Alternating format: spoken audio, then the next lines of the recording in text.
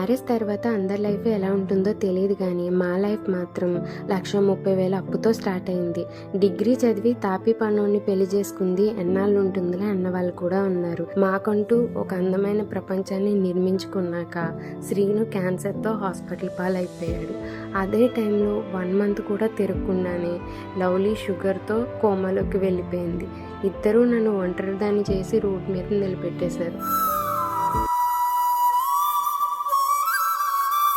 పెళ్లి అంటే ఏంటి? లవ్ మ్యారేజా, అరేంజ్ మ్యారేజా? తిను లవ్ చేశాడు, తర్వాత మ్యారేజ్ అయిపోయింది. నేను లవ్ స్టోరీ.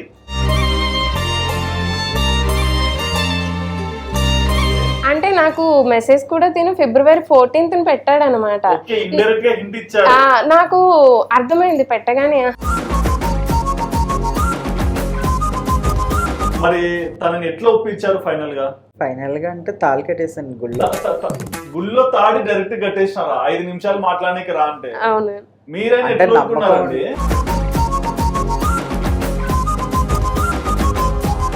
మరి మొత్తంగా పెళ్ళైంది, లైఫ్ ఏదో పాజిటివ్ గా లీడ్ చేయాలనుకున్నారు, మధ్యలో అటు ఇటుగా ఉండొచ్చు, కానీ నాకు క్యాన్సర్, అమ్మాయికి షుగర్, ఇవి మీకు ఎప్పుడు తెలిసాయి?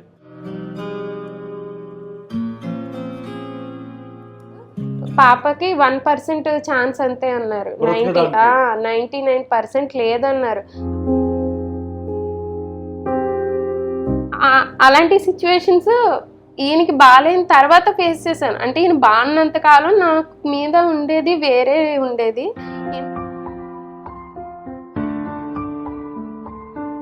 అంటే ఇప్పుడు ఆయన పెళ్లి చేసుకున్నారు, 6 ఏళ్ల జీవితం ముందరకు వచ్చింది, నెల లోపల చనిపోతాడని తెలిస్తే ఎట్లా తీసుకుంటున్నారండి మీరు అవన్నీ? ఈ రిపోర్ట్స్ బాగున్నాయంటే ఇంకో 3 months నాతోనే కదా తను ఉండేది, అంతే. ఆయన బ్రతుకున్నంత కాలం ఆయనతో ఉండి అంతే. ఈ 3 months ఇప్పుడు రిపోర్ట్ వచ్చిన 3 months హ్యాపీ.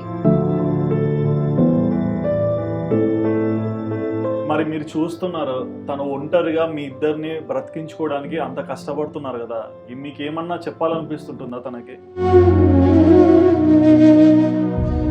మరి ఏంటి అమ్మాలంటే జీవితంలో ఒక ఆలోచన ఉంటుంది కదా ప్రతి ఒక్కరికి, కొన్ని సంవత్సరాల తర్వాత మనం ఇలా ఉండాలి అలా ఉండాలని. మరి మీ లైఫ్ ఇదంతా చూస్తుంటే ఎప్పుడన్నా ఆలోచన వస్తే ఏం చెప్పుకుంటారు సమాధానం? లిటరల్లీ చెప్పాలంటే ఏడుపు వస్తుంది. అటు పేరెంట్స్ దగ్గరికి వెళ్ళలేను. ఏంటి ఆడదాని సంపాదన మీద బ్రతుకుతున్నా, అలాంటి మాటలు తిని అంటారు.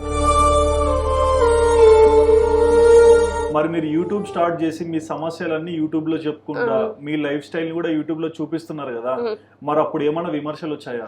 వచ్చాయండి, చాలా వచ్చాయి.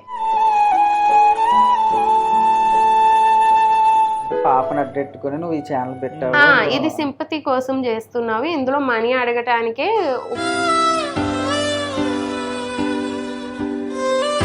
ప్రజెంట్ అంటే అప్పుడు మనీ ఎవరు ఇచ్చారు, ఎంతమంది ఇచ్చారు అనేది నాకు తెలియదు, కానీ ఆ రోజు వాళ్ళు నాకు హెల్ప్ చేయకపోయి ఉంటే ఈ రోజు వీళ్ళిద్దరూ నాతో ఉండకపోదురు, నేను ఇంత ధైర్యంగా ఉండకపోదును.